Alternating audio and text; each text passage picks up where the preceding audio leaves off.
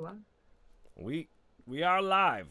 I believe we're live. I don't know. They're probably gonna have a few moments of me sitting there poorly counting down as I begin. But we should be live now. Hello, everybody. As usual, let us know how sound and all of that is. Just be ready with your questions. It is a Q&A. We have with us, you'll hear other people's voices in our Discord. We let our Patreons, our higher level Patreons, come in. They can ask questions. They can talk to us directly. So if you They hear can just voices, chill, be part of the scene. yeah, be part of the scene. You're live. Sound is good. Yay, sound is good. I think everyone's like, And I yes, can actually listen yes, without even asking. They're like, "Hey, by the way, sound is good," because because it's they a know. consistent thing where it's not. I've gotten much better. Well, no, I haven't gotten much better. That time I fiddled with it, I left the settings alone. I'm afraid if I touch them or if I look at them wrong, they'll all change. So, oh, hey, no, thank you for watching Coming Storm. I love that we were helpful for you. That's awesome. I love that. So Maddie, what's on your chest there? What you got? What's What's on my desk or my your chest? chest? Yeah, your little burb. What's the name? This is Emmy. Emmy. He Introduce doesn't Emmy. like when I It's a bit. stop it. This is Emmy. Oh, oh. It's gonna be. I have to find out where you. It's gonna be lovely for the audio every once in a while. Every once in a while, we'll be chit chatting, and she will scream a scream that pierces directly into my brain. That's not Emmy. That's Merlin. Okay, it is impressive. It's like a Merlin's. sonic superpower. So I have four birds, and I have the three different variations of noise. Uh-huh. The cockatiels are tweeters, so they do the little like cute little stereotypical bird. Uh-huh. The one that's in the background is a chirper. He's Merlin, so he goes. Then this is Emmy. He's a conure, and he screeches. That's we've decided to stop teaching skills or anything, and we're gonna do like wildlife shows the whole time. So we're gonna bring on a different animal every time. We're gonna talk I mean, I about live in Florida. I can just go outside, catch one every time. we're gonna talk about the different sounds they make. Nothing else. No facts about them other than the kinds of sounds they make. We'll do our best to mimic them. And that's the Yeah. show from here on out. We're still gonna call it Skill Tree because all of our branding. We spent a lot of money trying to figure out the branding and stuff. So that's what's what. So, again, it is a Q&A session. So, who do we have in the chat currently? I believe we just have Eric, yeah? From Patreon? And Graham.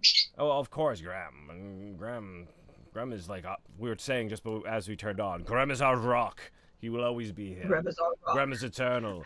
If y'all don't know Graham, go... means you're not part of the Discord, and you should be. Oh, I'm gonna go get Emmy back. My camera decided that I'm not in focus. It's because I've upset about the Graham. Oh no! put it back. Technical difficulties. Follow the focus. Well, everyone, this is my life now. I'm gonna be unfocused. All right. Apparently, if I give up, it fixes itself. Not a great gator. I want to raise one in New Hampshire. I'm surprised they don't allow gators in New Hampshire. I know for a while there was a pet store called SeaWorld in New Hampshire that they sold caimans. Little caimans everywhere. Less than ideal, I'm sure. But yes, sorry. Cockatoos make similar noises to conures, believe me. Like, yeah. So when I say he's a screecher, I mean it. Fun fact about me, my mother actually used to raise tropical birds, so I grew up in a household full of just so many birds, like hundreds of birds. Come sunrise and sunset, you knew the sun was rising or setting. It's so loud. I think my neighbor has a macaw, so every once in a while we just hear murder noises from a distance. Yeah. Yeah, just the random screaming. As I am the emperor of the blur. But yeah, I went ahead and I introduced Eric, and we haven't heard from Eric. Eric, what's going on? Man, this thing does not like when I move this camera. Okay. Oh, hey guys. Yeah, you went on your tangent, and I'm like, I'm just gonna kind of chill back here, let you guys do your thing. I But do that. I do the as I say, tangents. yeah, on the You do be topic of tangenting. animals, with this being a Q&A stream, Uh-huh. uh, if you guys had the opportunity, because I'm really curious, if you had the opportunity, what one animal currently in existence today, if you were allowed to, would you want to have as a pet? Oh man. Bro. I think if I have the means to take care of it properly, an elephant, they're so smart. They're so smart and they're like so sweet. I mean, as long as you don't get like a very angry elephant, I guess. That's sweet. It depends, but yeah, one of the nice little sweeter elephants. I don't know. I've always liked elephants. I got to ride one when I was a wee youngin. And he was very kind. But yeah, I like how smart they are, and I feel like we can have long, deep conversations. Me and this elephant. This elephant and Stare lovingly into each other's I. Uh eyes. huh. Yeah. I think that's it. What about you, Eric? What would you have? Definitely a Mogwai. Oh yeah, of course a Mugwai. Just a Mugwai, or how long until you would transform it into a Gremlin? I'm gonna strip here on camera because I'm hot. Ooh, you're so Ooh, hot. ooh, I'm so hot. Uh, as I say, if I was given the opportunity, I think it'd be a toss-up between getting a raven Mhm. or getting like Correct. a medium large cat, like a bobcat or a cougar, like Ooh, a dog-sized cat. Like The big first answer fluffy. was correct. that's a Raven. Yeah, it's like a raven would be super cool because now you've got your little talking buddy, clever friend. That's But me. like having a bobcat like is like that's super cuddleable. So So I have a like bobcat in the Birds are backyard. cuddleable. Eh, there's a bobcat. I So do you remember when I did the episode when I cooked a turkey outside? Um, I yeah. I was done doing that, came in, and it must have been like 15 minutes later, right where I was cooking. There was this big bobcat sitting by the fire, like sniffing around to find like turkey drippings and stuff. That was the first time I've seen it. We've named it Bob the cat. We see it all the time now. Bob the cat actually had a kitten, Bob the kitten. Um, Bob the kitten. it's real cute because its stupid paws are too big for its body, so it's flopping around. I was real proud of it though. I saw it the other day. It had a little rabbit in its mouth. I was still Aw. stupid paws. I'm like, you're so success, little Bob. But yeah, we gotta. But I think that's a fun choice.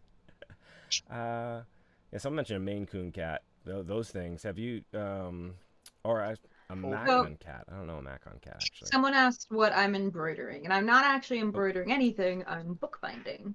Because I'm making the books that we sold for people going to Reckoning.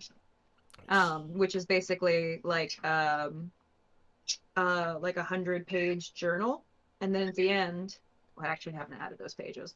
At the end, it has like all of the, it has like quests that can be added that people can go on to get themselves into the game.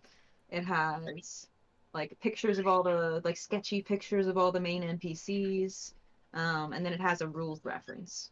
She went So I'm so making those. extra on this. She was like, "We should get them journals," and I'm like, "That sounds great." And in my head, I'm thinking like, "Yeah, we'll buy them like the little like field notebook journals or whatever, and kind of dress them up." Because she did that last year for people. She like stamped them. She had these things that people could carry around. She worked real hard on those. I'm like, "That sounds great." Nope, she's hand binding. What, like 40 journals? 40 and then plus, so like all the ones I had to test are messed up on. So Yeah, it's pretty extra. What about I have monkeys? Yeah. Nope. I Go ahead. have ones in the process of gluing with my makeshift um little book presses. And then I have ones that are in the process of finish gluing. These are for the Vatican, so they've got blue ribbons. They're You're coming you're out. blurry. I know it's gonna keep hunting that way, and I don't know why. I eventually will get up and try to fix it. So now that this is dry, we can nice ribbon it. Just stick these ribbons I'm gonna so they start change to the kind of focus it has. I will be right back. the tiny books. And then Kit's gonna make um it's gonna make leather covers with the culture's symbol engraved on the front, and we're gonna make it so that they're in the leather cover with a rubber band or something in the middle, so that once they finish with this, they can take it out and use the leather cover something else this size. Yeah, it's really cool. They're coming out really, really cool.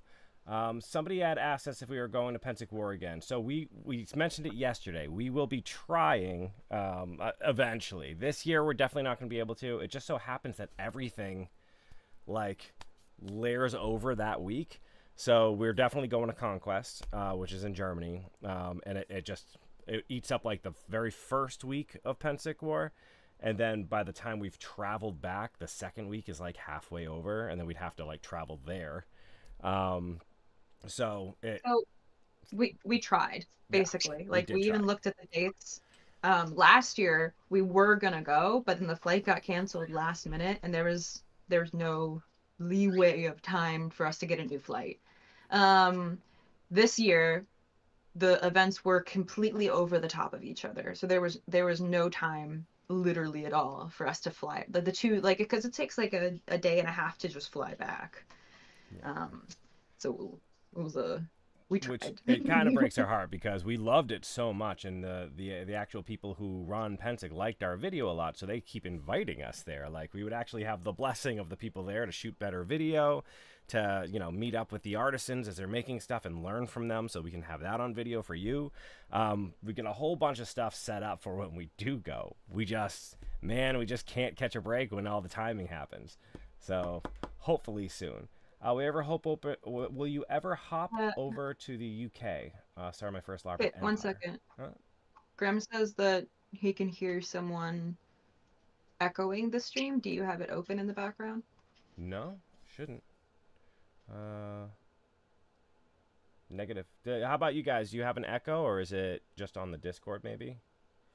Because if he's watching me, because I am. Oh, if he has it on and in the Discord, then he'll hear both. Yeah, that's what it is. Because I'm also in the Discord there, Graham. Muted on YouTube. Yeah. All right. Just making sure. Yeah. People are saying they're not noticing the echo, but yeah. So it's funny. Empire LARP. Aaron brought it up. That was like our first kind of like passion, like our first love. Yeah, we saw, who was it, Hat Films? Was that who did their visit to Empire? They did a series, which if you haven't seen it, look up Hat Films. What is it, like 4 Guys Go LARPing or something like that, or 3 Guys Go LARPing, I think it was called. 3 Men Go LARPing. Oh, it's so good, and it's all just their experience and like their adventure LARPing, and that really got us interested in trying it. I watched it years before Kit ever did, and that got me into, like, desperately wanting to go LARPing. But I live in Florida and it's hot outside, so the only LARPs that are around me are vampire LARPs, which are held at night and inside. It makes perfect sense when you explain it that way. I've never thought about why it's so popular in Florida, but yeah, it's at night and it's inside. When we went to the SCA, they even told us that, like, people, like, the kingdom in that area don't tend to do heavy armor simply because it's so hot that they don't get the chance to practice with it super often. So I just kind of watched it from a distance and tried to find something like it, and then eventually showed the video to him so that he could suffer with me. Someone's asking if we're going to do more pirate LARP. We've not done any pirate LARP so far. I would love to do some pirate LARP. I'd love to be on a ship. I know they do a whole one where you're like pirates on an actual ship. What's that one, by the way, Maddie, that Bale told us about, that happened for Dracula? Was it the Curse of the Demeter? Was that the name of the ship? Yeah, the last voyage of the Demeter. So if y'all know like the story of Dracula, right? There's a portion where he leaves Transylvania and he comes over by ship. You don't really learn a lot about what happens on that ship in the book. The ship eventually just kind of runs aground, and this big wolf comes out that is Dracula. And you know, he has shipped himself over. But like, everybody on that ship is either dead or absolutely insane. It's the story of what happened on that ship, and they LARP it out. Like, it sounds so incredibly intense, but absolutely amazing. You're on an actual Yeah, ship. like Go ahead. they have like a break, 4 breaks in the middle of the voyage where they do time skips, and in that, like, they have people come to you and they're like, "Are you okay?" Yeah, they have like check-ins and stuff. And Uh-huh. they have certain roles you'll play. Like you don't just come in and make your own character. There are specific characters on that ship, and you embody one of those characters. What you do with that's still your choice or whatever. But there are certain Yeah, but like story beats you're hitting. it's a horror thing, so by the like they basically say by the end of this round of scenes, you have to be dead or like insane. Insane, yeah. So you get to choose the way that happens and everything. So by the end of it, like, everyone's just bonkers. Oh, it's so cool. The way he explained it, it sounds so ridiculously intense. I'd love to give something like that a shot. Yeah, eventually. That sounds really really cool. There are so many LARPs, especially over in Europe, that I would love to go to. I'm hoping that we become the famous enough, which is still funny to me. Like, we went to Comic-Con and someone asked us for an autograph, and we were like, Yeah, I still don't get used to that. I was at a work event I told you about where when I said I had to travel in like 3 days in that last episode, I was at just a straight up regular work event, and somebody walks up to me. He's like, "Has anyone ever told you you look like Clever from Skill Tree?" And I'm like, funny you should say that. Was this the first time I am Clever from Skill Tree. He's like, "Can I get my picture with you?" I'm like, "Only if I can get my picture with you." And that's the picture right there. That's us at our event. So that was fun. That was interesting. Something I'm just not used to. The same with all of you. Great, like some amazing people at Conquest that came up to us, like the messenger who had delivered something from a baker from France. I had like a whole wine poster with me on it and everything. Those Hey, cookies thank you, were Angie. so good. Super appreciate that. Where you? Good evening from historic Lebanon, Ohio. I feel like I've been in Lebanon, Ohio fairly recently. I think it was for work as well. We do everything up in that area. I think you were in. I don't remember Lebanon. I know I've at least been through it fairly recently. You had an Is that Adam North Savage Columbus? autograph, and it wore off your Leatherman. One, like, I respect the hustle that you're like, yeah, but it's still a Leatherman. I'm going to use it and carry it with me every day. Like, I feel like if it had an Adam Savage autograph, I'd be like, You just like frame it. I'm going to save this one off to the side. But you're like, nah, utilitarian. I think he'd respect that. I think he would respect that too. So, like, genuinely kudos to you. I think that was pretty funny. I like that. So I've been yammering for a little bit. Eric or Graham, y'all got anything you wanna chit chat about? Anything you wanna throw in? This is your time. I can also add in as if that helps with anyone thinking of questions. Like, we talked in our last stream, if any of you weren't there, about our potential conquest plans and how that's gonna be a thing. So any questions people may have about that, because that's not necessarily a secret. We were supposed to launch the information like a week ago. Yeah, it's just taking a little bit of time on their side to make sure everything is perfect. Perfecto. But yeah, leave that open just for a sec to see if any of you guys wanna toss in, and because I'll just keep yammering. That's what I do. Shameless plug for the leg cult in the Church of Grimm. Leg cult. cult. Yeah, so to explain that to the people who don't know what the leg cult is. Last time, for all the people that plan to go to Conquest with us, we hold regular like get-togethers. Mhm. And it became a reoccurring joke after, I think there was like what was it? Like an ancient Nordic dude went around and like skinned the legs of his enemies so that he can make them into pants. And that led like into this whole big spiral of jokes that ended up with us making a leg cult at Conquest, where we're like, we got to make a leg cult where like one person's the delegger, And like we all have different names that are just like around legs, and we're just obsessed with legs. And like, well, on Battlefield, we just pin people down and cut off Steal their legs. before like a healer can get to them. We're like, get his legs.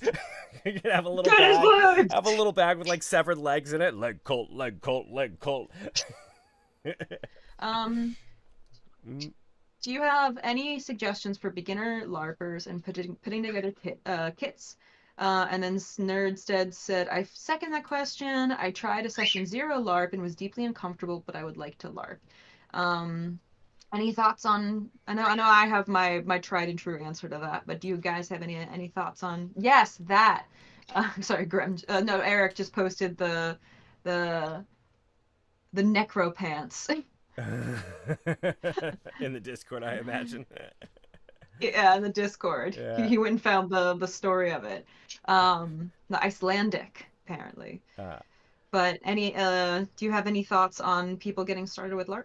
I mean, I certainly do, but I don't know if Eric, you want to jump in on that one. I know you have some experience as well. Up to you. No pressure. The huge advice I try to tell everyone for the very first time you go to a LARP, I don't care what the weather is, whether it's hot or cold. However much underwear you were planning on bringing, bring twice as much. Facts. Because you're going to want clean underwear at the end of the day after running around all day. You don't want wet, nasty underwear to finish out the night. Like, so many people overlook this, and that's my huge piece of advice. That's a good one. Wait, who wears underwear? Gran, you're such a heathen. For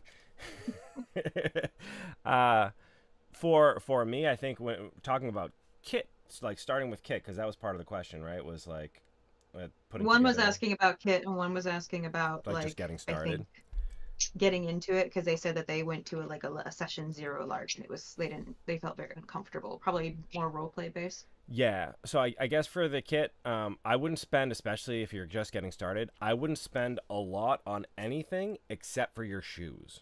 Like, if you don't have a solid pair of either in-character shoes, or even, like, honestly, people will let it go a lot of times if you have some out-of-character shoes, just because everyone knows, like, get something that is good with water. In-character ends at the ankles. Yeah, for sure. Like, comfortable. You're going to be on your feet a lot if you're active. Yeah, depending on weather, making sure that things stay dry, because getting trench foot, poor Bale got trench foot at Conquest, and like his skin all came off and stuff. I always thought trench foot was a fungal infection. No, it's when the bottom layer of your skin detaches from your foot because it gets too wet. It's all waterlogged. Yeah. Jungle rot is not fun. No, man. Make sure your feet are taken care of. It's horrendous. Don't get it. Stuff, especially for like your first time LARP, everybody there will understand that you're not like, you haven't put together this crazy kit yet. It said we disconnected and then reconnected, so you might have had like a second blip right there. But I've actually found a lot of luck. Talking about the skin disconnecting from your feet. I had a lot of luck with these things. Leg colt. On Amazon, they're called harem pants. They're like big, like, balloon kind of pants. But they're really, really comfortable. They're super cheap, and you can tie them up different ways. Like if you wear stuff like Winnigans around your shins or whatever, you can kind of change the shape. They're like MC Hammer pants. Yeah, they're super like MC Hammer pants. Exactly. Yeah, those things I have a lot of luck with. I like them. They're super comfortable. Also, thrift shop. We did a whole video on getting stuff from thrift shops and stuff, so it doesn't have to be crazy. As far as that whole session 0 one and being uncomfortable, yeah, that'll come down to, I think, also, aside from your level of comfort, it's also the people around you. Like, if you need the space to just kind of be quiet and, slowly ease into it, the people around you should understand that. They shouldn't pressure you to do too much. And honestly, play to your strengths. Like, if you know you're going to be shy, make a shy character, right? Then that's, like, in character that you're going to be kind of quiet, that you're going to be a little bit reserved, and maybe ease your way in afterwards. You don't have to stray too far out of your comfort zone. I think most people's first character in any role play is basically themselves. you know, eventually you start to like accentuate things that you already have. But I know that's how I started off with. I don't know how you feel about that, Maddie. I know you've been a DM for a lot of people, so you get to see a lot of people's first time role play shenanigans. Sorry, I saw a bunch of people talking about there being too many ads being shown, so I was digging into. I found a way to try to make the ads less frequent. Let me know if it helps. Did Bale? Bale! Bale! Hey, you're in Vienna. He's on vacation and he's here hanging out with us. Hey, Bale. We love Bale. Bale. We love Bale here. Bale. Bale. We're talking about your trench foot, Bale. We're saying Well, in warning people to not like take it lightheartedly. Yeah. So for a Q ad,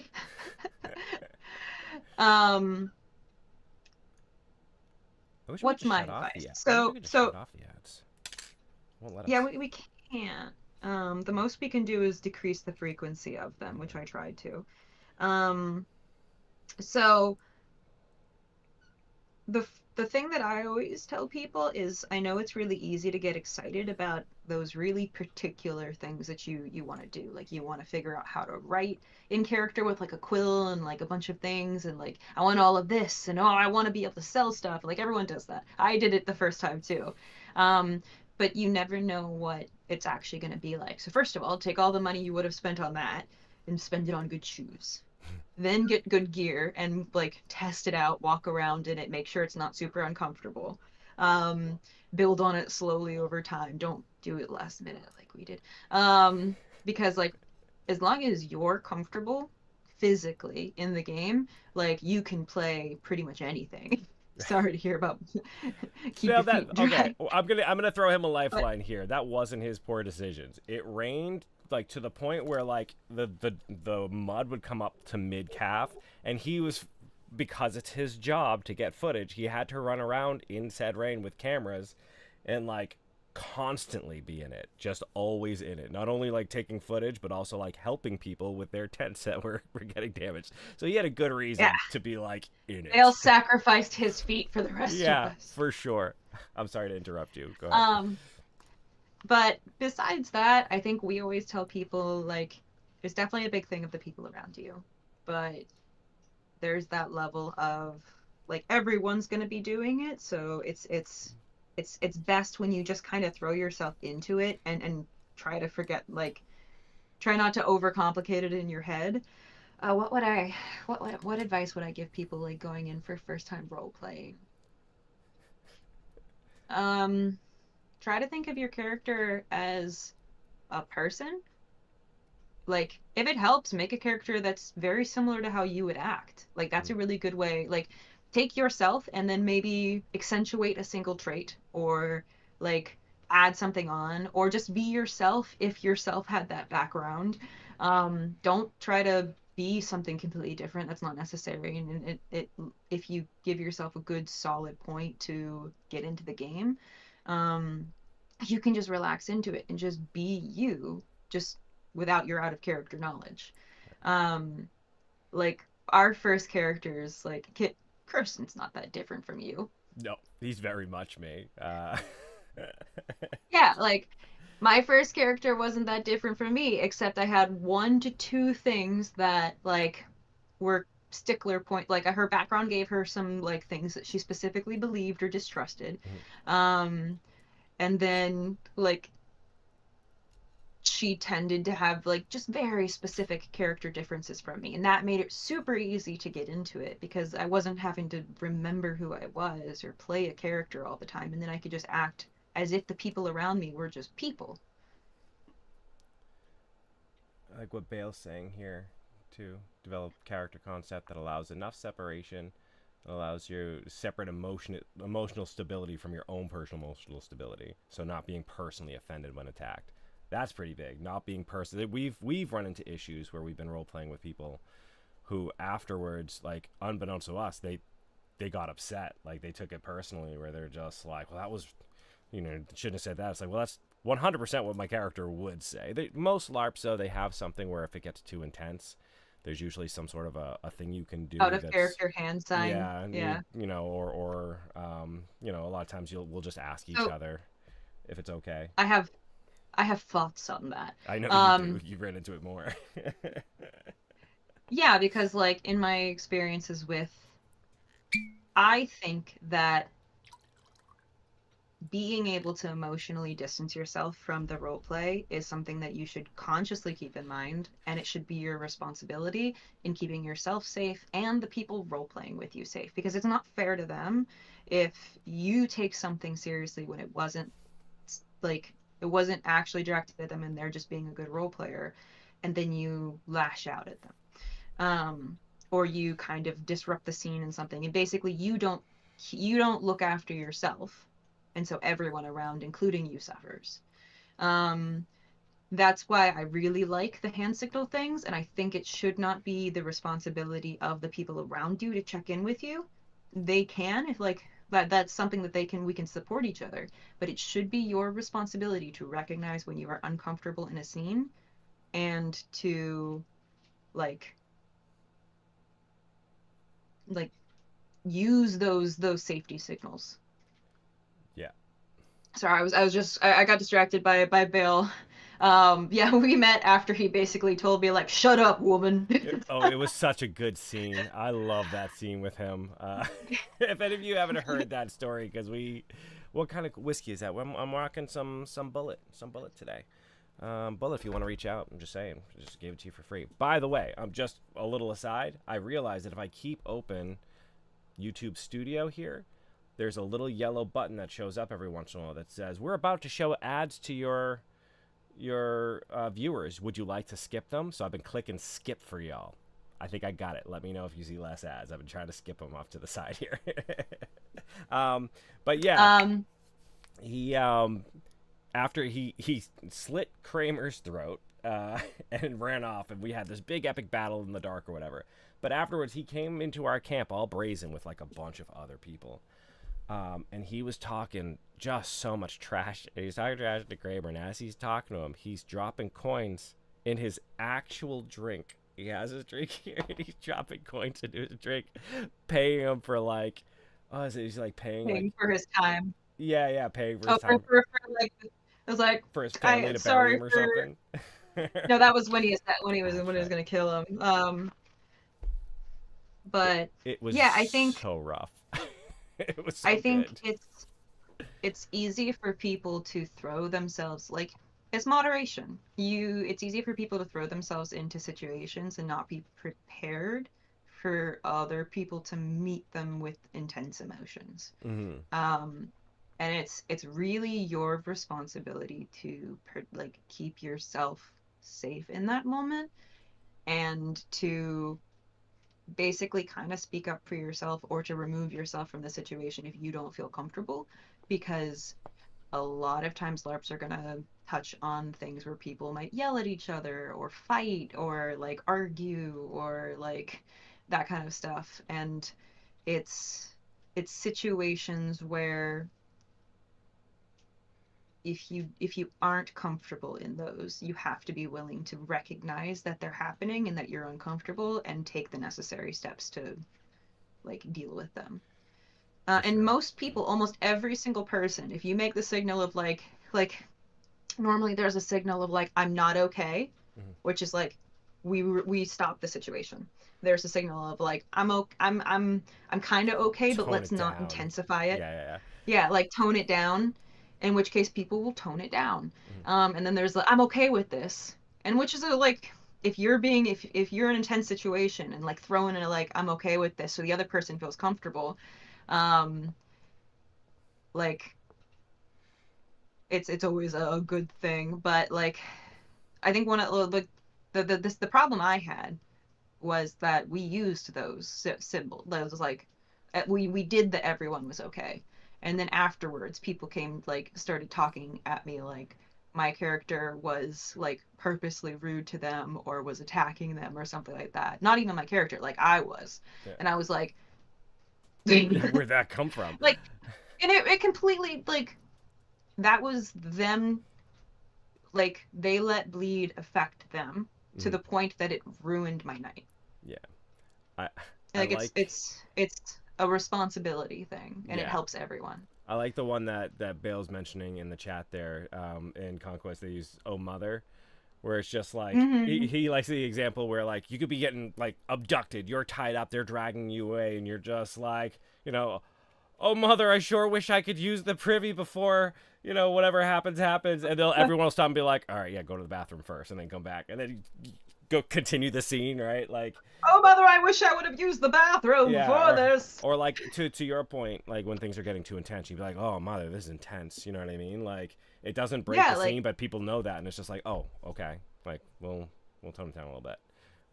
That's yeah, a and good one. especially if you like, I don't like the kind of concept of those sorts of things ruining people's immersion, because if anything it lets people relax into the role play, because like I don't feel comfortable with a lot of role play when it comes to being intense, Hmm. not even like angry, but just like being passionate or talking like faster or whatever, because I don't know if the people around me will actually tell me if I'm making them uncomfortable. Yeah. But, Nursted has a nice point where they were talking about they went and had a LARP situation where everybody was just trying to like one up each other, and that's not usually your situation at like the D&D table or whatever. Um, I guess for that one, it definitely depends on who you're around and stuff. You will run into that. Remember with your D&D table, at least usually, as far as I know, like you're playing with friends and you're playing with people that you are. God, kill this ad. You're usually playing with people that you know and you trust and all that. So it's a little bit easier to toe that line because you already have that kind of relationship and you know them. They're already your friends, right? Whereas you're gonna, like any social situation, you're gonna run into a grab bag of people, and most of them, that from our experience, are gonna be awesome. Some of them, man, and some specific like groups of people, it's not gonna be great. It's the culture of the game itself, maybe, or just their own dynamic. And that's hard to fit into, and that might just be one of those ones where you're like, all right, I'm gonna detach from this group and see if there's a better one that I can interact with, or that just might not be the event. I don't know if you have any So info on that one. the I think that's a much bigger problem in the American audience, because American audience tends to be so LARP, at least in my knowledge, in the American audience, is a lot more of a competition, Hmm. where instead of kind of there's the saying play to lift, where you lift the people around you rather than kind of just playing for yourself. Um, so if you find that you're in one of those situations where everyone's just trying to one up each other, that's probably more of the community rather than necessarily a problem of LARP. In which case, you might want to find a new community, and or moving on to how do you manage bleed or like separate yourself from your character. I think the biggest thing is communication. So if you find that what someone like, if you find that in like things are starting to affect you, communicate with the people that they happened with. Um, like remember in the future that those are kind of situations that tend to bother you. So those are situations you should be using the safety signals for. Communicate with your friends. Like don't just kind of push it down, because those are real emotions. At those like they're real emotions, and you should treat them like you would treat if you were actually hurt, because you are. Um, but beyond managing bleed, like in general, or if you're in a community that's trying to one up each other and you don't like it, communicate to the people around you. Talk to them and say like, hey, I'm not really like, that's what this signals for in a lot of LARPs, is like a little out of like a check-in. Bale mentioned it earlier. You check in with people. It's like, hey, I'm I'm not really enjoying this, or this is bothering me, or like this is like I don't like when it gets to this level of intensity, and it tends to stick with me in an out of character way. Um, and over time, you'll build up those kinds of emotional muscles around role playing, where it'll get to the real you underneath it less and less, because you build up safety around it. I'm looking right now. I see I missed a question. I can't find it. Graham, do you know what question that was that you kind of You answered? asked how oh If you have they any asked that. backlog of videos. If I, oh, like, no, we try. We really do. The whole purpose of So I like chatting here too, aside from being able to talk with you, like we wanted to be closer to the community. We also want to have some time to do that, to like make a little bit of a backlog. But man, life be like that. Like every time we get so ahead, something happens. Go ahead. I think the original question was, because I think I saw it, I'm not sure if it's the same question, but was how do we have a list of projects planned in advance, or do we? So we do tend to have about a month's worth of projects planned and researched, and like gives us time to design and stuff. But no, we don't. Typically he does that's why in the videos he always mentioned being so rushed, just because he has to finish it by that weekend. There is no leeway. Yeah, no, it was hard. I see how many many projects do you projects? plan ahead. So yeah, we plan About a ahead. month. Yeah, about a month. Actually, like, getting ahead is the 4 to tricky bit. 5. Every once in a while, we'll get like a couple episodes ahead, and then like either work will fall on me or a whole bunch of just regular life stuff or whatever, and it'll slowly eat away our lead over the months, and then we're right back down to the wire. We've been trying for years to stay ahead. It's real hard. I like the oh yay managing my emotions, but thanks, that was very helpful. Yeah, so I'm not sure if any of you know this, but like my degree is in psychology, and so I tend to take a very psychological approach to things. And there's a lot of research around role play and like stuff like that it's so good for people to build emotional intelligence and emotional strength, as well as stuff like critical thinking or teamwork or social skills or just everything.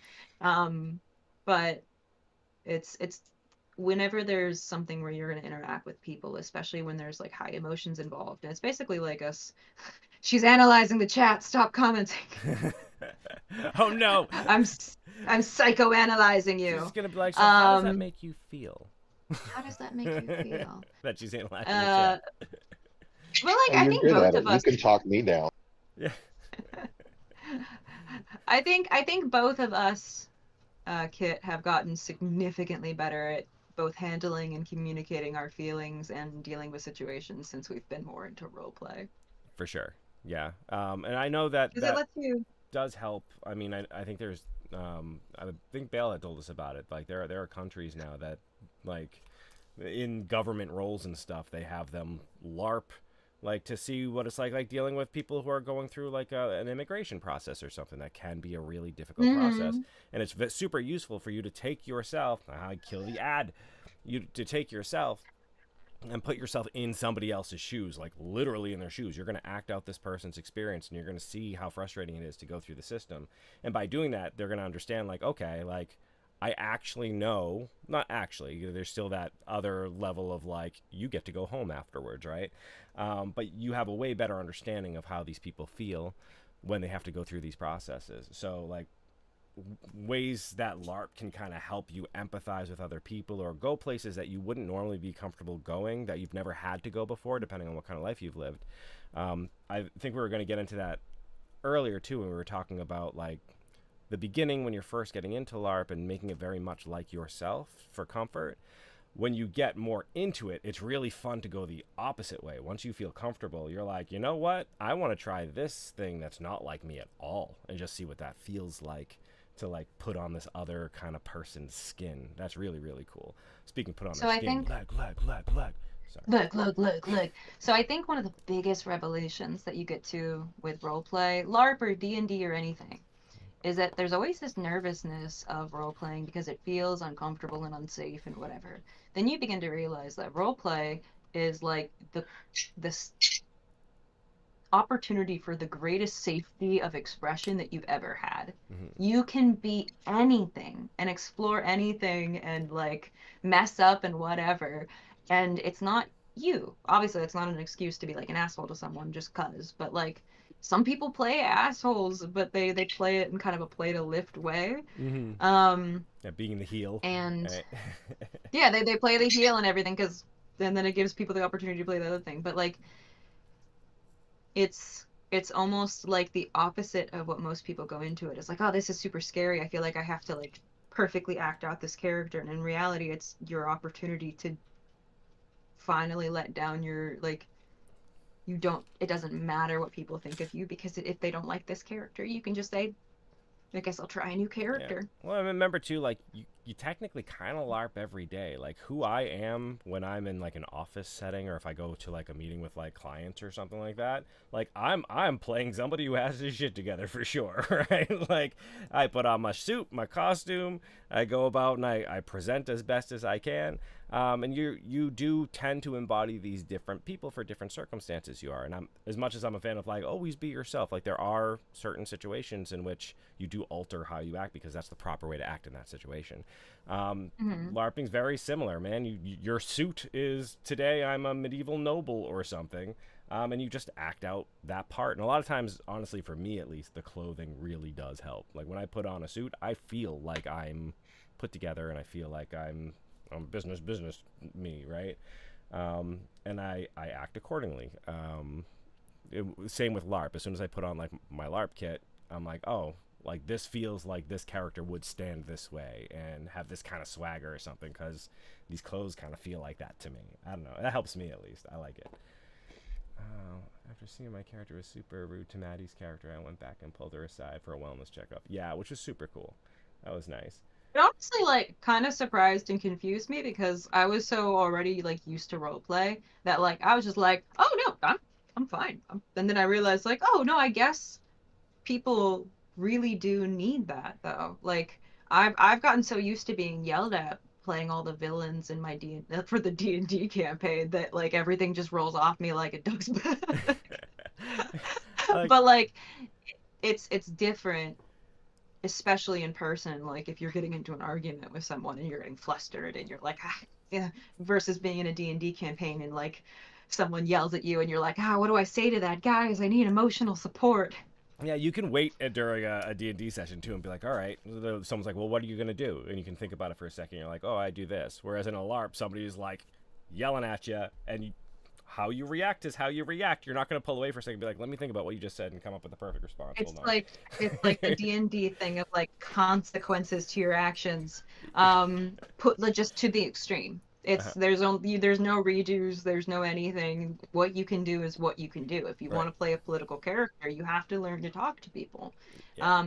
But the thing is like there's that level of challenge and thrill to it that you don't get anywhere else. It's like, yeah, it's a super high. It really is. It's cool.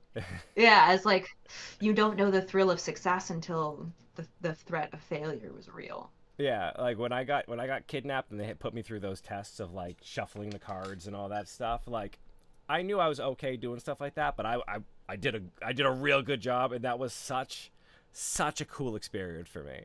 Being able to just blindfolded shuffle cards, making sure the same card stays on top of the deck.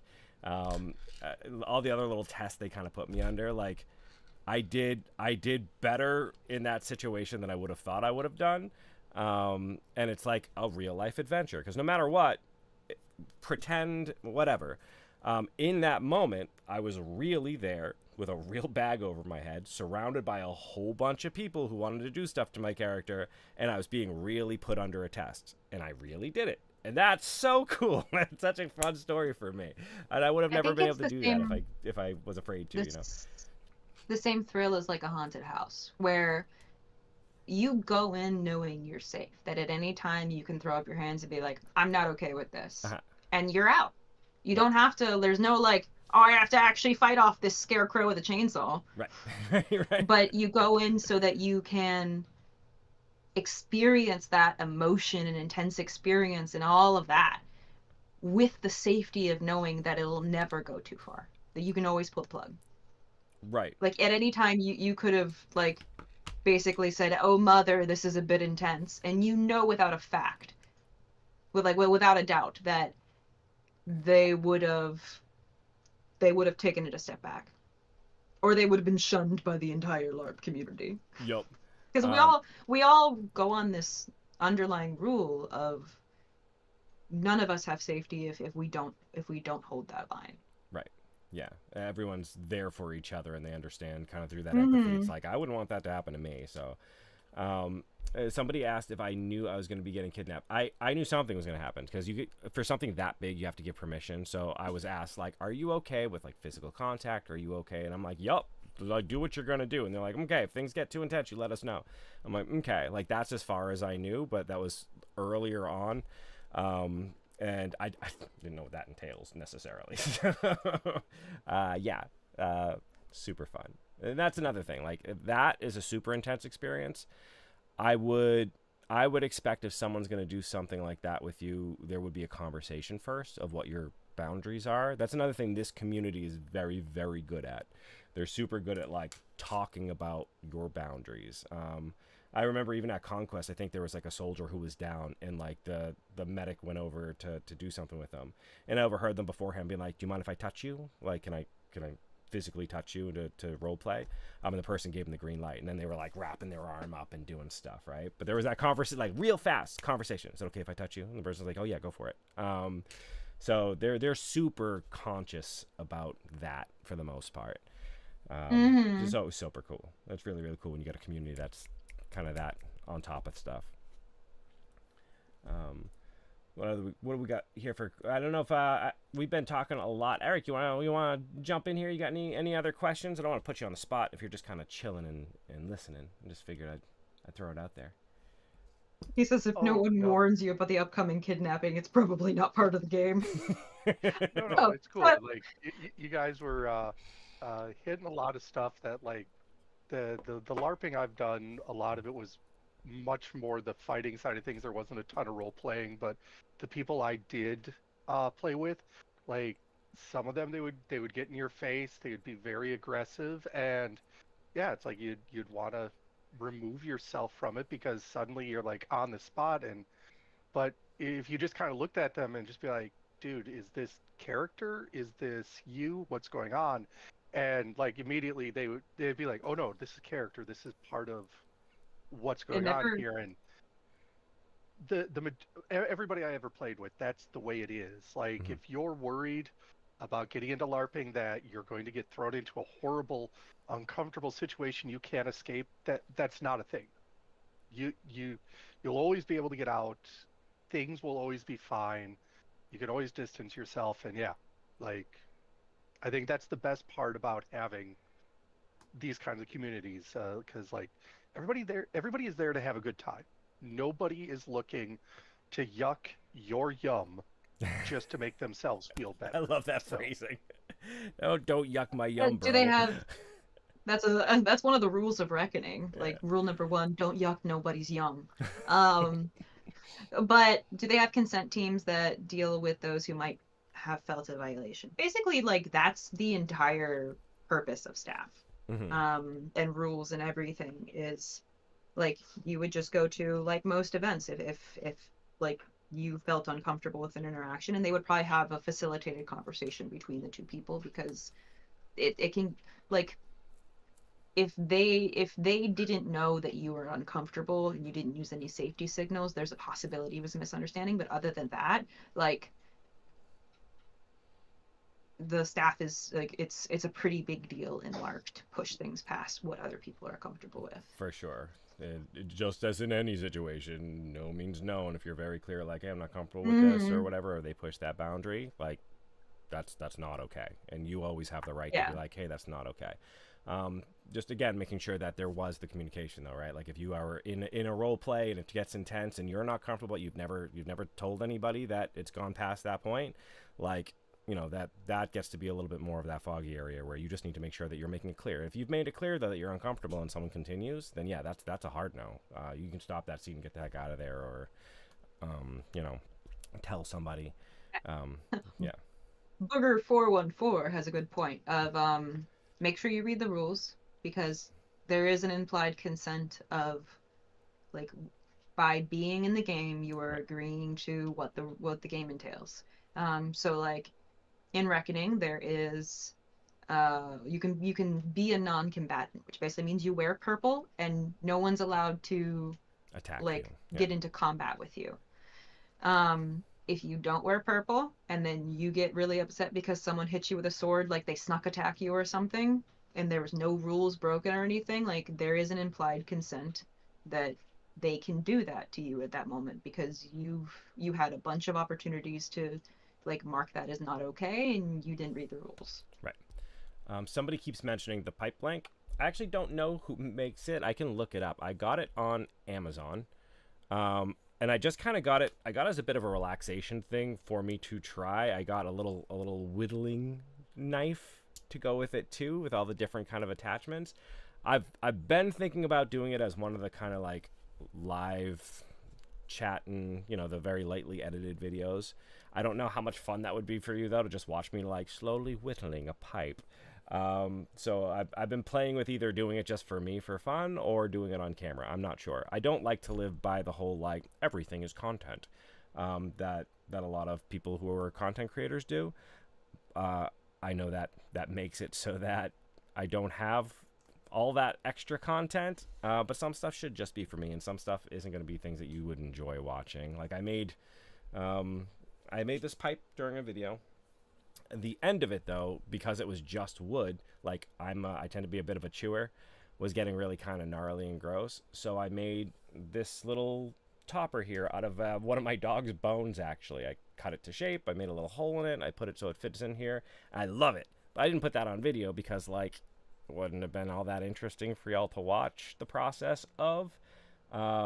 So yeah, that, and it's just kind of like it was a whim I had. It took me like 20 minutes to do, and I'm like, it's just something I want to see if it'll come out good, and it did. So yeah, y'all can let me know if you think that would be fun to watch or not. I don't know. It sounds fun to me. Bale asked a good question, which is basically, what is the key moment or experience we dream of having in 2024? So because we are going to have a camp, I think for me, like a key moment would be, especially if it's somebody who's like new to LARP or whatever, like setting them on a quest or providing game for them that really like makes their game.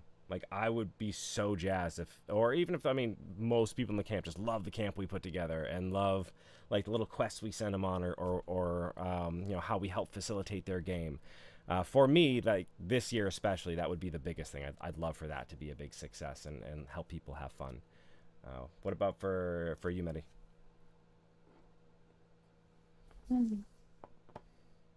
I don't know. I like that satisfaction of the feeling of either being an NPC at Wrecking or running our camp at like Conquest, of it going right, of like that feeling of satisfaction of things feeling smooth and like people are having fun, and like you feel like you've really contributed to someone's like having a good event. I think that would be amazing. Yeah. That's what I like. I always look for that kind of like that satisfied payoff to effort. Yeah, for sure. Somebody mentioned they kidnapped me just to share a drink. I'll tell you, some of the best times I've had at LARPs were the times where game technically wasn't happening, but everybody was so in the moment and kind of like in character, and we're at a bar scene. The first Reckoning, like the first night of it when we were all just sitting down and like singing songs and drinking, was fantastic. The second one when we all went to we had like the talent show and stuff was awesome. At Conquest, there was plenty of occasions where we were just kind of sitting and having a drink and talking in character. Was just that vibe. Like you just don't get that vibe anymore, right? Where it's just a tavern scene and you're there with other adventurers and you're trading stories about things that you're doing and you're singing songs. Yeah, most bars get really upset if you and all your friends just start randomly singing sea shanties, right? But like, it's perfect. It's so much fun. I love those moments. I wouldn't mind having some of those this year too. Those are my favorite. What we got for questions here? Suba! Yeah, of course Bale likes Suba. Suba! It was just a big old I wanna go to Suba and not get robbed. Yeah, we got robbed in Suba. Of our pride, no. Yeah. But to be fair, like I did leave like my purse laying. Money in a purse. It was more like I left my purse laying with like just next to other people's stuff that like had an envelope very much in it that just said euros on it. And she just put a sign that said, "Please steal this." Please steal this. It was less Yeah, than no, ideal. not to say that Conquest in any at all is like doesn't make you feel safe or anything. We felt safe 100%. the entire time. We were just idiots. Yeah, that was more like, again, when you have a large group of people, there's always going to be a certain percentage of people that will do something like that if given the opportunity, right? Mhm. I think that's anywhere you go, at any point in time. Be aware I of. was just talking with a friend of like he had brought his girlfriend to like where he grew up in New York City for a little bit, and he told her as they were going, it's like, just so you know, like you're never going to be unsafe here. No one will ever hurt you or anything, but don't put your purse down. Yep. The neighborhood I grew And up it, in, man, like I knew almost everybody in my neighborhood. They were all super chill. I still didn't leave stuff in my car because I've left stuff in my car before and I've had my window broken and the stuff taken. Like that's a bit more extreme. My you're gonna run my into stuff. friend like they set their purse down, walked like 3 steps out of a store, and went, "Oh no, my purse!" Turned around, and it was gone. Oh, I've had my backpack at a bar stolen right off of my seat. Like I'm just doing my thing, I'm working, and I turn around, I'm like, where's my stuff? Like someone just walked by and lifted it. It doesn't matter where you are, you just gotta be aware. Yeah. That's just humans. That's human nature. It's someone wrote people are jerks. So like, man, yeah, on my bad days I like to say people are jerks, but really the vast majority of people are good. I believe that. The vast majority of people are all right. It's just there's enough of us that even if a small percentage, that's still a boatload of people. Like, there's I did appreciate how safe Conquest felt. Like there was a ton of people. We were running around in the rain in the dark and like lost or confused or anything. And I never once felt unsafe. Even when like we were running around trying to find you after being kidnapped and I was getting people like screaming in my face of like role play and stuff. Like there was never a moment where anything in that situation felt unsafe. Yeah. Like there's always this general sense of community support. Like you always have the feeling that you could walk up to someone and be like, "Hey, like I don't know where I am," and they'd be like, "Oh my God, let me help you," and they'll like you get that feeling a lot. Yeah, Bale saying he's excited to have us all at Conquest and to pull him aside. We will be pulling him aside all the time. We're gonna be like, Bale. So if Bale, if you're just there playing and you're in character, I have to find a way. I think you said that your character could be a jerk. I have to find a way to be nice to your character so we can go out for drinks or something. just steal you away. But yeah, no, it's fun. So we've rounded on our time here. I think we have enough time for one more question. You wanna pound out one more and then I'm pretty sure that the stream goes till 7:30. does it go till 7:30? Well, maybe I'm jumping the gun here. I'll let you call that. Oh no, shot. it goes. I thought it was an hour. I know, ends at 5. Nope, goes till 7:30. It's an hour and a half. Okay, So never mind.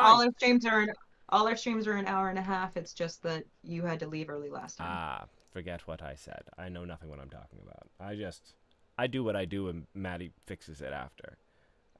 Yeah. Then we're gonna get our own tent and we stop by multiple people walking by. Yeah, man, I think that was another nice thing. Like even when we were kind of looking for stuff in the dark, in the mud, people saw us looking and stopped to help us look. Just on the off chance that we like dropped the thing from Maddie's bag or whatever, we're like digging through, like looking into the horrible mud on the street. And people stopped to help us with that. The community's really, really great. People stopped and found your wallet on the battlefield in the middle of storming rain in like a big field of mud. I thought there was no way that was going to be there. So I had my pouch and I had like the battle kicked off and we had to like run over there and I had the camera stuff in that pouch. So I wanted to set it up real quick. So I opened it, whatever.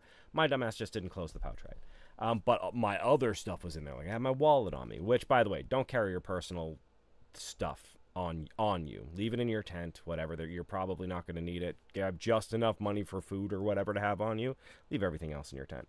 That's also one of the mistakes we made for the super bobbing. Yeah. So to be fair, we were just planning to split the money. That's why we had it with us. Yeah.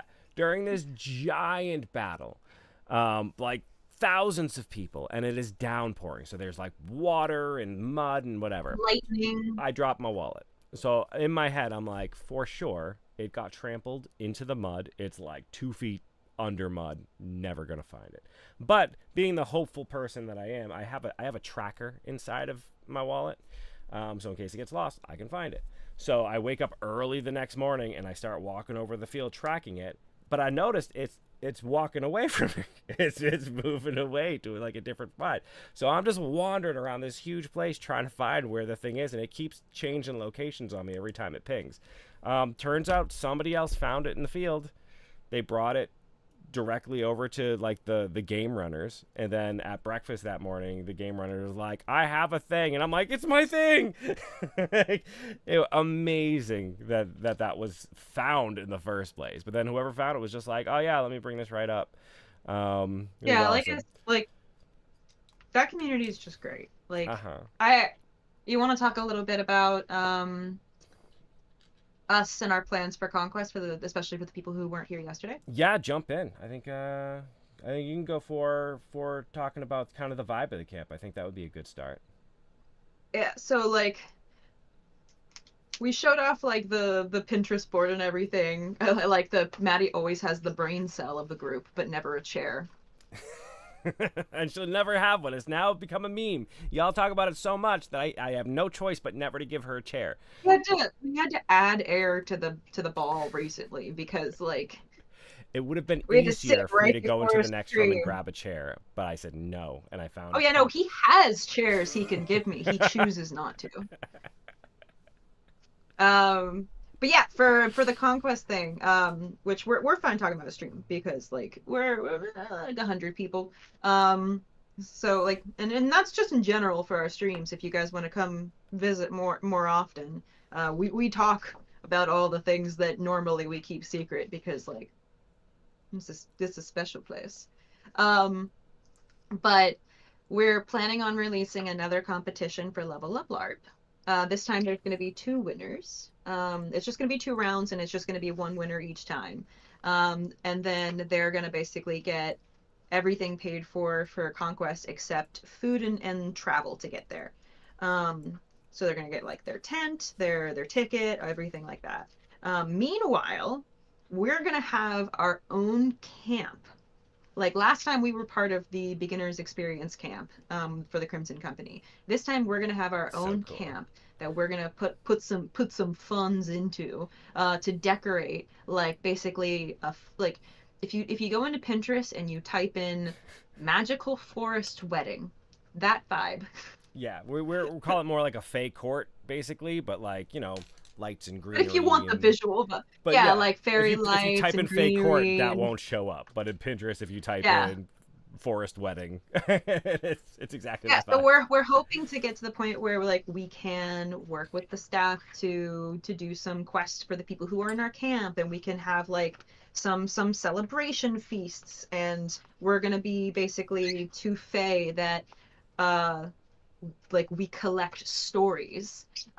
So we want to send people out to so that they'll be able to do stories and stuff. And we'll have like storytelling sessions and like the evenings and drink and be merry and be wonderful. But it's genuinely super exciting. Yeah, we're like, super jazzed about it.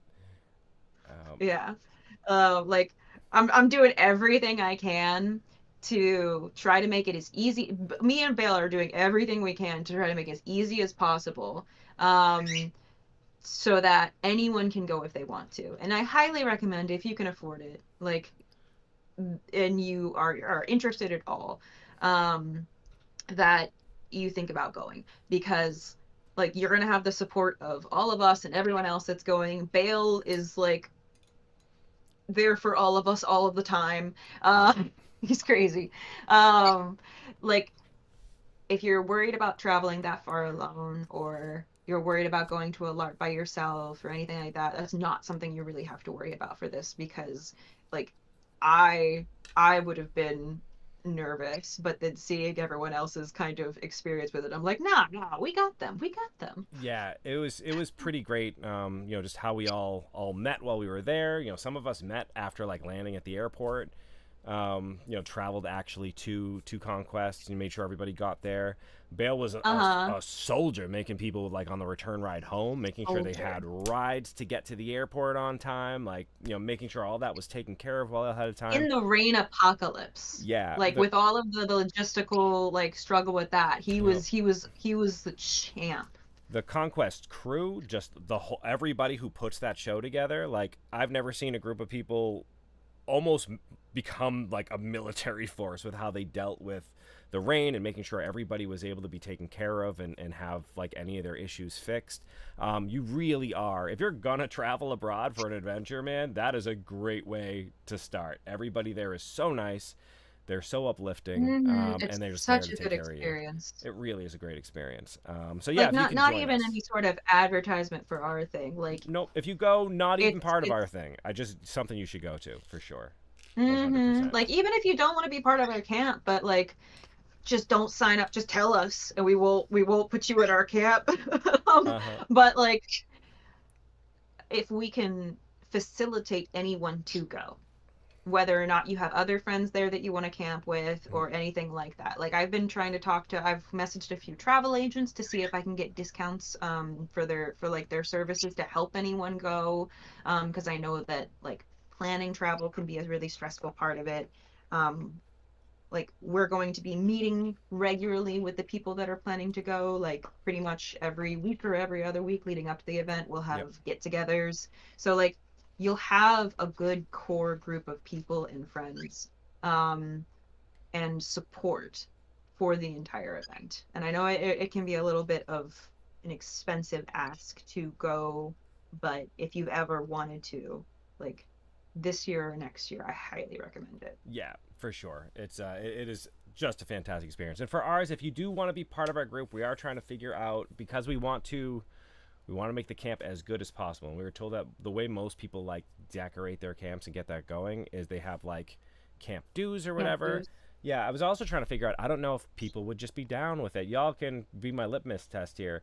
Like if we did, I don't know if we do like a Kickstarter or some sort of a fundraiser. So if the community wants us to have like a nicer camp for everybody, like rep the skill tree, I don't know if people would be interested in that, just to make it a little bit easier for the people who are going.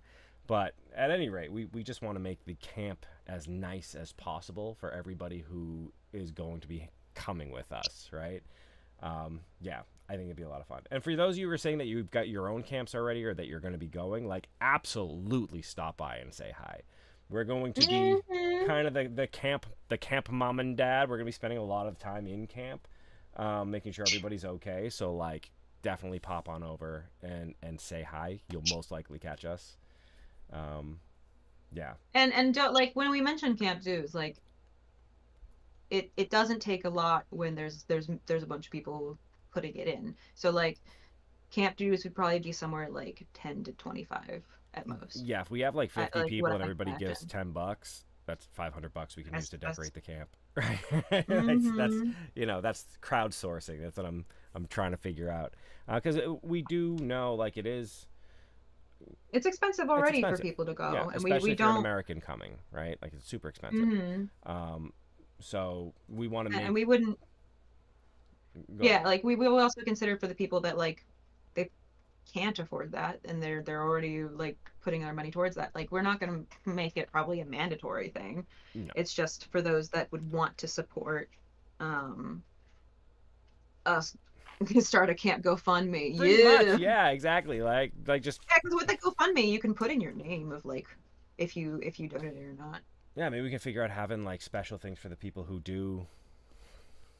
Especially if they're not part of the camp, like if they can't make it, but they wanted to make the camp badass or whatever. Having like sending out like leather badges of our skill tree conquest symbol, which we still have to design. Yep. Yeah, we should kind of crowdsource that too and see what y'all want for a skill tree conquest symbol. I asked and they just said legs. I know we will make one for legs, I promise you. but the legs are a secret cult. you can't have the main symbol just be the legs because it's going to give away the secret. The legs are a subsect of the church. Yeah, and the Yeah, there's the Church of Graham. the Church of Graham will be a thing too for sure. But I mean, You can't forget to bring Graham. yeah, no, he's right back here. he's in every video now, Graham. If y'all didn't see Graham, well, I'm trying to point to it. Camera be hard. Y'all see Graham back there. He was made for one of the people who were in our camp last year. Little Church of Graham. It's the Graham idol. So yeah, legs, 100%. So Sayaka has a good point, which is the longer I wait, the worse the plane tickets get from Canada. It makes me nervous. Yep. We'll definitely be posting stuff. I know, and also Sayaka won one of the contests last. I know Bale mentioned it when we talked to them before, Right. where there were a few people that won last year that couldn't make it. So he was going to Connect with you and basically, help out. Yeah. right. Yeah. So do reach out to him. He knows it already that there are people that are in your situation and stuff, so that you can start getting like settled into going, and information will be released. I'm a big proponent of trying to fight for as much information being released to people as early as possible, because I know that planning travel, I'm one of those people that as soon as I know I have something to travel for, I'm like, I need to get it settled so I can not worry about it anymore. That Like, said, we are going, and no matter like when you like buy the like, even if you had tickets already and just wanted to be over to our camp, you can have them transfer over to our camp.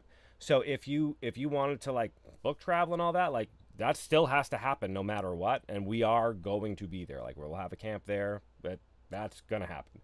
So you don't necessarily have to wait for our side of it if that's kind of what you're waiting for booking travel, So because that is a thing. I get our that. ticket includes, like, the tickets are, so if you won last year, you still have a ticket if you didn't attend last year.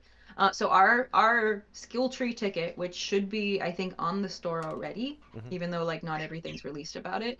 No, Sayaka, bother Bale. He loves being He bothered. loves it. He lives for it. So hot and bothered. But our ticket will include early arrival, which is relevant for the people potentially planning travel. Early arrival, and it will include the new player experience. There's a part of the ticket that you can potentially get a tent rental as well for a single or double tent. And I'm trying to Isn't it get true through that talking to the travel. isn't it true that you basically you buy a ticket and then you reach out and then we add those onto it, right? So it's basically I thought Bale had mentioned, I could be messing it up. I thought Bale had So basically mentioned- if you have bought a normal ticket already, Mhm. you can reach out to Bale after we've launched everything, and he will add the skill tree ticket stuff onto it. Yeah. So we can make sure that's all worked out and stuff. So again, we're trying to make it as easy as possible, because we know, especially for the American audience, it's it's a lot to do. It's Or scary for Canadian. us.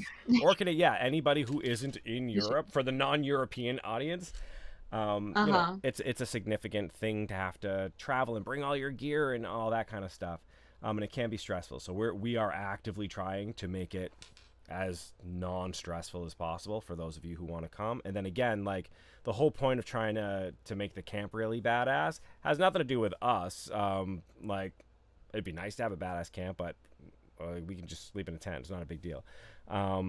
We want to make it epic for the people who are there. Like we want, if you're going to be coming with us, we want that camp to be like, that's my camp. Like check that out. We really, really want you to have a great experience. So that's what our mission is. So if there's anything that's really standing in your way and you really want to go, let us know, and we'll see what kind of things we can help you with. Right? Skip ad. I'm getting real good at it. Just so you know, I said it so people only see an ad for every like 30 minutes of consecutive watching now. Yeah, But it'll show people ads like depending on when they started watching. So okay. it's like as low as I can possibly get it. You don't have to worry about that much. I'm just proud of myself. I have two questions. Don't take this from Do me. you drink beer or anything? Do you drink bear, or anything? I drink the spirit of bear. Take a bottle cap. You have to. So, I I can't drink beer, if that's what you're asking. I have a wheat allergy. So I'm unable to drink the beers. I used to really like beers. I used to like lagers quite a bit, but negative. I can't. Although gluten-free beers are getting better. That's helpful. I developed the wheat allergy late in life, so I got to really love all the things with wheat, and then they got to really hate me. So that's where I'm at. And then the second part of their question is, do we have a PO box? Yes, it's in the description of every single one of our videos, so you can basically go to any of them, except the live streams. The video description isn't there. And then The sorghum do you beers think are at the decent. Conquest camp? No, sorry, someone said sorghum beers are decent. I said, yeah, sorghum beers are decent. Do you think that if your Conquest camp goes well this year, you'll also have one the year after? I want to go, but maybe yes. I think if it Absolutely. goes well this year, and maybe even if it doesn't, we will continuously, aggressively have our own cool camp in the corner, even if we're the only ones sitting in it. just her and I with a little flag. It's our camp. Brrr. Yeah, for sure. We really love Conquest. We like the relationship we have with Bergsnyder and the people who run Conquest too. They've been like just a fantastic company to kind of partner with on certain things. And it's just been a lot of fun, and I think it's something that we enjoy enough that we're going no matter what. So if we're going to be going, it'd be great to have all of you as like close to us, right? Like it's always fun to go as a group. So and then every year it gets a little bit easier. You've gone before, you have that group, you have those connections, you can plan stuff together. And we'll have a camp that we all built together. So then if we want to do more, like if somebody's just like, I really want the camp to have this thing, can we all like agree that we want to have this thing and put funds towards it? Like we can do that. We can continuously build up our camp together. And that's another Yeah, part of and this.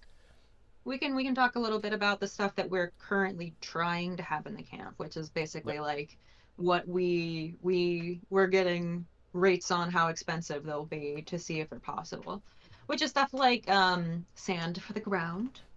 In case it Ooh, gets wet. ah, Ooh. in case because an in-game like table area and like drink storage because we legally can't call it a bar.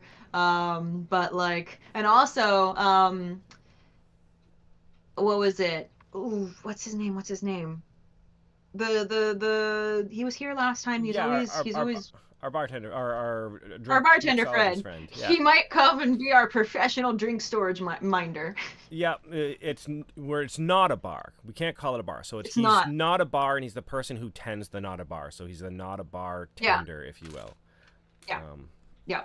And then we're gonna try to have a wall and a gate. Some poles and ropes to kind of like mark out the paths through the camp, as well as like fairy lights and fake plants and stuff all wrapped around those poles and ropes, like ropes combined, like combining the poles so that it all looks like a fey court. I found little lights that are basically just tiny mushrooms you stick into the ground, and they're solar paneled and they light up and they kind of like glow slightly. We want to have a tree of stories. So not a bar sounds like mimic shenanigans.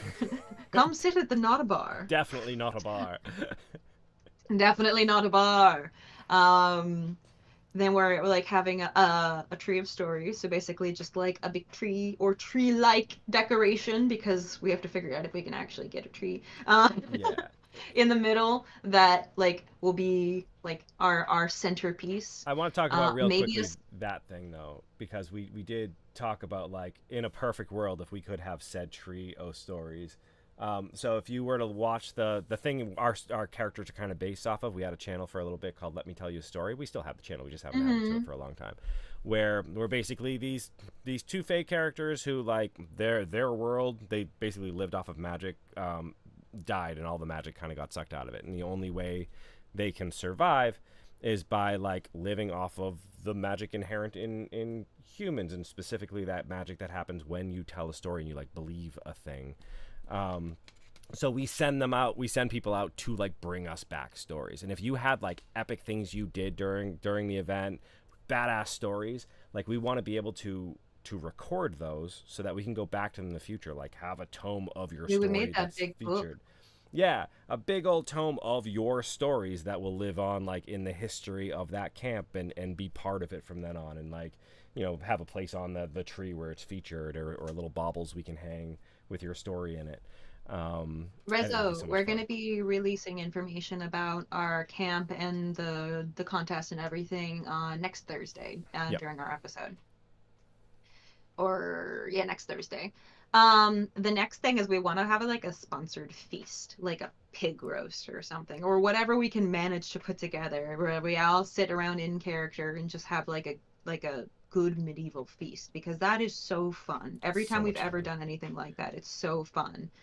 Um, we're gonna try to have like electricity to the communal tent for like a fridge for the not bar, and so people can have like place to store stuff for like cooking and such, Mhm, as well as like device charging, mhm. and then cooking supplies like pots and pans and a tripod and such, and maybe a performance stage, so that we can have people tell their stories, Mhm. like stuff like that. If you guys think of anything that you like, this would be really cool for the camp, let us know. Obviously, this is the first time we're running it. We only have a limited amount of funds. We're not going to be able to do everything. Yeah. But like the more that we kind of put on the wish list, the more like we can always build and build and build. Yeah. Our dreams are big, big, big, and that's where we want them to end up. But we'll see what we can make. Oh, I missed one. We'll see what we can make happen. And especially, I mean, with everyone's help, we can make all of it happen. It all depends on how all that goes. But yeah. How many suitcases are you subsidizing the airline with?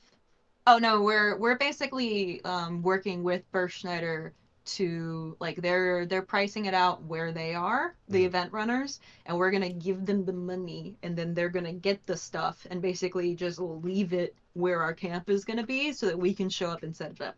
We are not gonna buy it here and then No. fly it to Germany. No, and then the way that'll work too is like when we're all done, that all gets put on a pallet Sounds and like it gets stored. They'll help we're us by setting storing them it.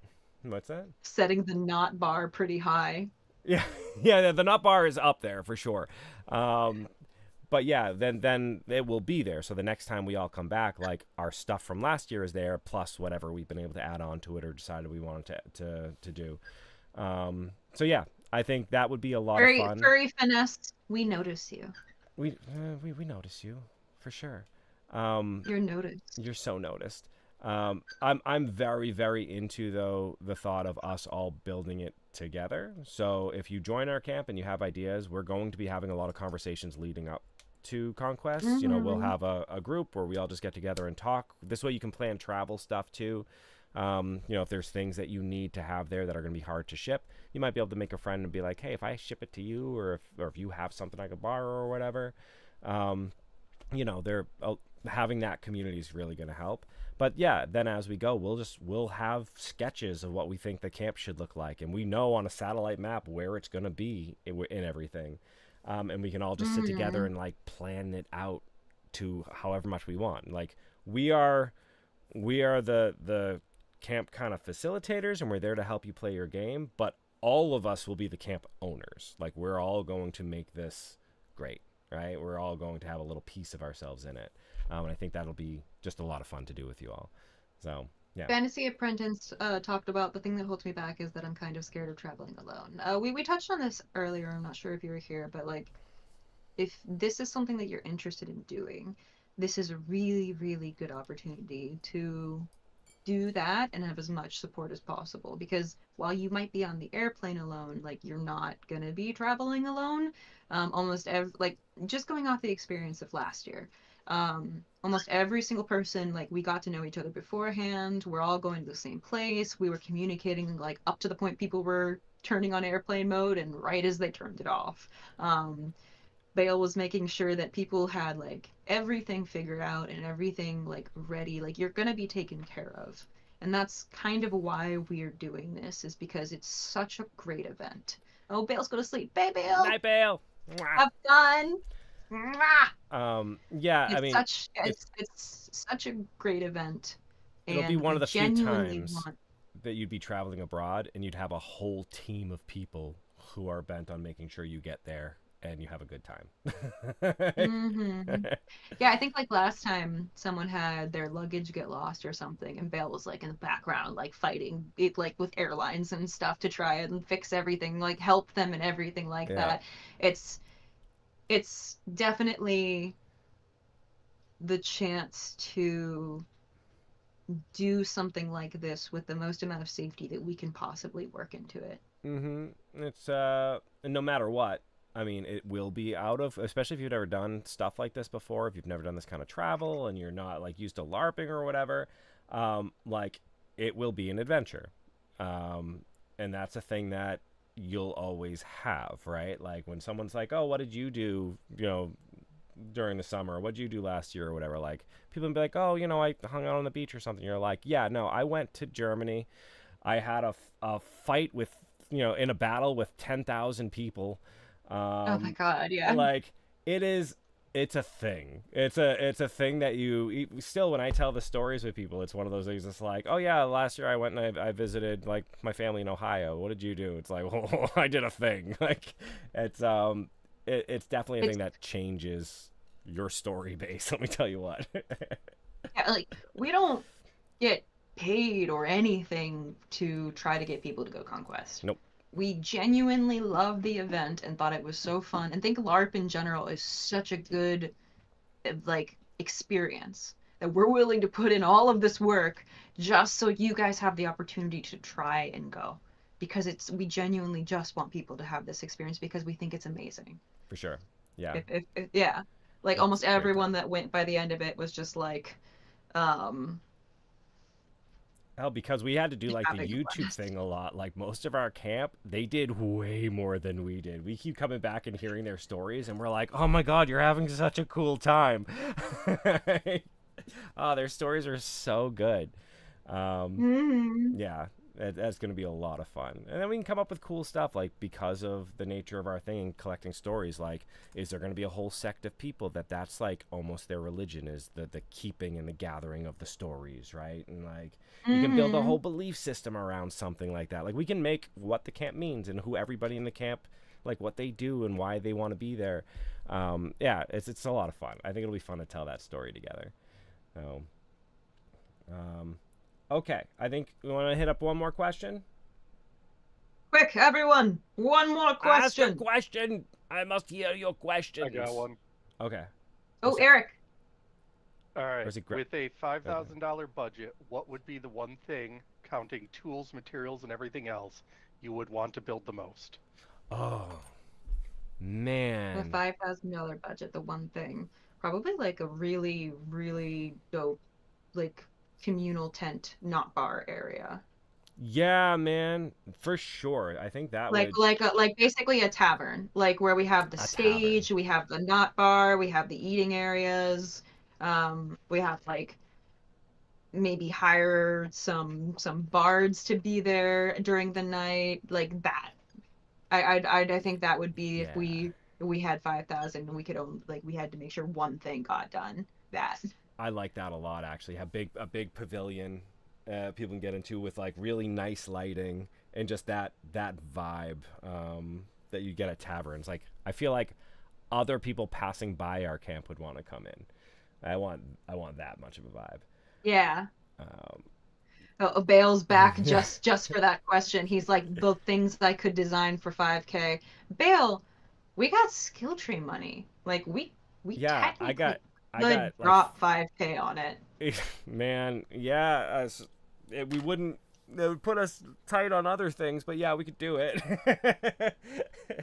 We could. We're just saying. Yeah, we have We to save could. up, and that is another thing. Like we definitely the help would be good. Don't go ahead and throwing away all of our money. We need it to run this business. But I know. Just like but I like Bale's reaction. yeah, if Oh there's Lord, if the there's stuff we things I could design for really want for 5K. you all and we don't hit that mark, we might be willing to invest a bit more to make sure we do hit that mark. Because again, we are super invested in making sure you have a great time. So if it operates us at a bit of a loss, we're not upset about that. If it means that from that year and all the years to come, the camp is like primo, it might not be that You might not have to twist my arm too hard. Let's put it that way.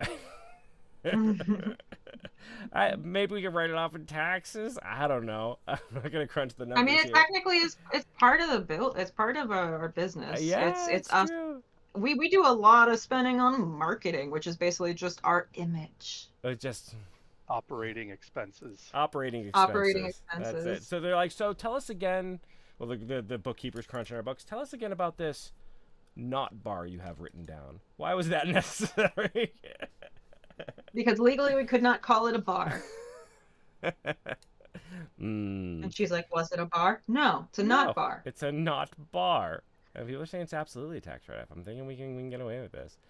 All right, you lovely people. Love you very much. Thank you for hanging out with us. Big old thanks to Bale for coming and helping us out too. Super appreciate that. That was sweetie to jump on. And yeah, we will. You gotta we give will... him that $5 camp. The more people that come, the more the better the camp gets. Pressure your friends. Pressure your peer pressure. You gotta Peer go to pressure Germany, your bro. You gotta friends. go to Germany. It's like if you're afraid to travel alone, peer pressure your friends. I like off-location customer meetup pavilion. That's what we'll call it on taxes. I dig that. It's Really just good. we're running an event where we're doing customer outreach. Yeah, perfect. That's it. Perfect. All right, y'all. Thank you again, and yeah, we'll see you next week. We'll drop a regular video, and then we'll drop a lot more details about this. So until then, I'm gonna do the. You gonna say you want to do the line? You want to do the line? Until then, You want to do a line? Keep leveling up, you. we did it. We did it. It only took a little coaxing. All right. Night, everybody. Bye. Night. We should be good. Let's take the